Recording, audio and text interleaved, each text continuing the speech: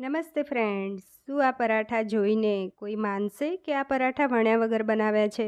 સાથે સાથે પ્રોટીન અને ફાઇબરથી ભરપૂર આ પરાઠા ડાયાબિટીસવાળા માટે અને વેઇટ લોસવાળા માટે બેસ્ટ નાસ્તો છે. તો હવે સવારે બ્રેકફાસ્ટ હોય કે બાળકોનું લંચ બોક્સ હોય કે સાંજનો નાસ્તો હોય, આ પરાઠા જરૂર ટ્રાય કરજો.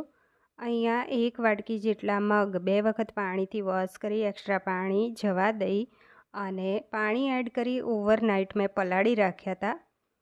તો તમે સાંજે બનાવતા હોય તો સવારે પલાળી લેજો. અહીંયા આપણે સવારે નાસ્તો બનાવી રહ્યા છીએ. મગમાંથી પાણી કાઢી મિક્સર જારમાં લીધું. હવે એક નંગ ગાજર કટ કરેલું, 2 લીલા મરચાં કટ કરેલા, ગાજરને તમે છીણીને પણ લઈ શકો છો, 1 ટીસ્પૂન વરિયાળી. તો અહીંયા એક મીડિયમ સાઇઝની ડુંગળી કટ કરેલી, ટુકડો આદું છોલી કટ કરીને, 11 કળી લસણ લીધું છે. ઢાંકણ બંધ કરી અને એને બ્લેન્ડ કરી લેવાનું છે. તો અડધી વાટકી જેટલું પાણી એડ થયેલું બ્લેન્ડ થવામાં, એને એક બોલમાં કાઢી લઈશું. તો ગાજર છે એ તમે ગ્રેટ કરીને લેતા હોય તો આ સમયે લેવું. 1 ટીસ્પૂન ખાંડ એડ કરવી.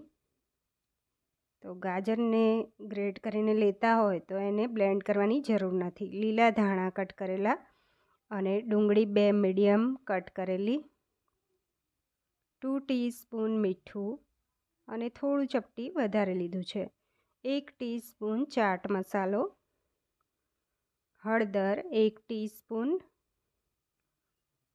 2 ટીસ્પૂન લાલ મરચું પાવડર, અહીંયા 1 ટીસ્પૂન ધાણા જીરું, અડધી ટીસ્પૂન કરતાં ઓછો અજમો હાથેથી મસળીને લીધો છે. બધું જ મિક્સ કરી લેવાનું છે હાથેથી. તો સારી રીતે મિક્સ થઈ ગયું છે. હવે આની અંદર આપણે એડ કરવાનો છે 1 કપ જેટલો ઘઉંનો લોટ. તો રોટલીનો લોટ લીધો છે, ચાળીને થોડો થોડો કરીને એડ કરવાનો છે. ઘઉંના લોટની જગ્યાએ તમે ડાયાબિટીસ હોય તો જુવારનો લોટ લેજો. બધું જ મિક્સ કરી લીધું. તો હવે ગેસ ઓન કરી તવા ઉપર થોડું તેલ મૂકી અને તેની અંદર આ રીતે કલોંજી લીધી છે એ થોડી સ્પ્રિંકલ કરવાની છે. થોડા લીલા ધાણા લઈએ, લોટમાંથી થોડું પોષણ લઈએ. પાણીવાળો હાથ કરીને લેવાનું છે એટલે લોટ હાથમાં ચીપકે નહીં. તો આની ઉપર મૂકી અને પાણીવાળા હાથ કરી અને આ રીતે થેપી લેવાનું છે હલકા હાથે.